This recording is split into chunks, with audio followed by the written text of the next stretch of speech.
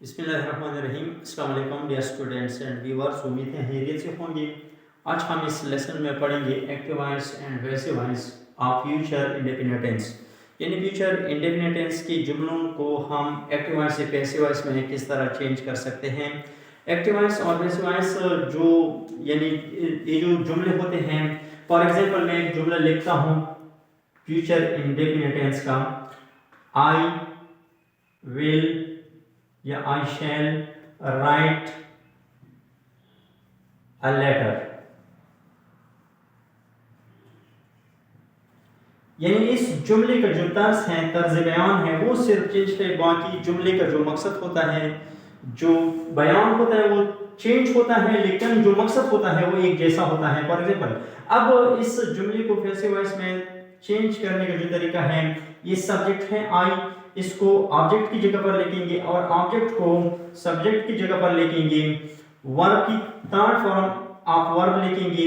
बाकी विल जो है हेल्पिंग वर्ब, जो ऑक्सिलरी वर्ब है, इसके बाद बी का इजाफा करेंगे। इसी तरह फॉर एग्जांपल आप देख रहे हैं a letter will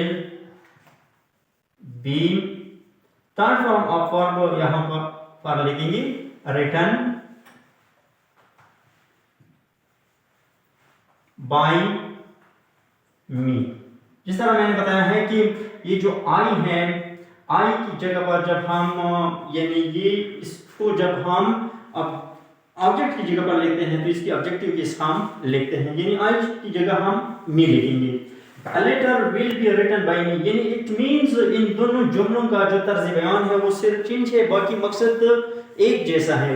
I will write a letter, मैं खत लिखूंगा। A letter will be written by me, यानी मैं खत लिखूंगा, इसका मकसद यही है, सिर्फ तर्ज बयान चेंज है।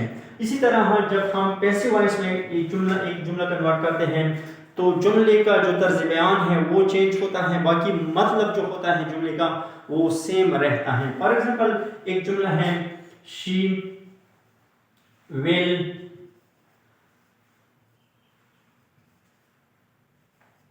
Prepare the meal, she will prepare the meal. अब इस जुमले का जो मकसद है वो खाना तैयार करेगी, सिर्फ इसका जो तर्ज बयान है मैं वो चेंज करता हूं, पैसिव वॉइस में कन्वर्ट करता हूं। द मील विल बी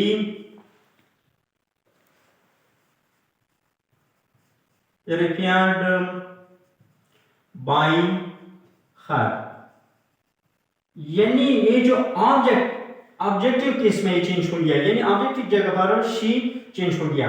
यानी यहाँ पे आप देख रहे हैं मील, ये ऑब्जेक्ट है, ऑब्जेक्ट को सब्जेक्ट में कन्वर्ट किया गया, विल को विल लिखा गया और उसके साथ बी का इजाफा किया गया, थर्ड फॉर्म ऑफ वर्ब यानी प्रिपेयर्ड। इसी तरह जब हम किसी एक्टिव वॉइस जुमले को पैसिव वॉइस में कन्वर्ट करते हैं तो थर्ड फॉर्म ऑफ वर्ब लिखा जाता है, यानी हम लिखते हैं।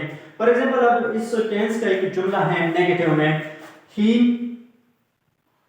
Will not play, he will not play cricket, he will not play cricket, वो क्रिकेट नहीं खेलेगा।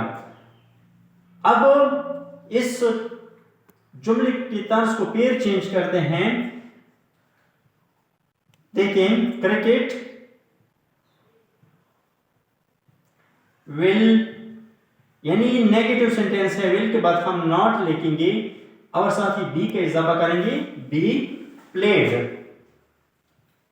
प्लेड बाय और साथ ही बाय लिखेंगे, ही हिज हिम, यानी ऑब्जेक्टिव केस की जगह हम लिखेंगे। तो ये जुमला यानी ये है तरीका एक्टिव वॉइस से पैसिव वॉइस में चेंज करने का। इसी तरह फॉर एग्जांपल एक जुमला है इंट्रोगेटिव सेंटेंस को हम किस तरह चेंज कर सकते हैं। Will, for example will they